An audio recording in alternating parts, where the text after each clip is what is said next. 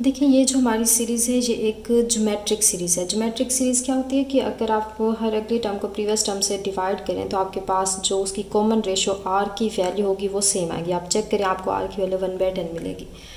तो इसके सम के लिए, ज्योमेट्रिक सीरीज़ के सम के लिए ये आपने फार्मूला पढ़ा होगा। अब इसमें a1 जो होता है ये आपकी फर्स्ट टर्म होती है, r की वैल्यू हमने यहाँ से फाइंड कर ली, और an जो होती है इसकी nth टर्म होती है, मतलब एट दी एंड आपको क्या मिलेगा 3/10⁻n।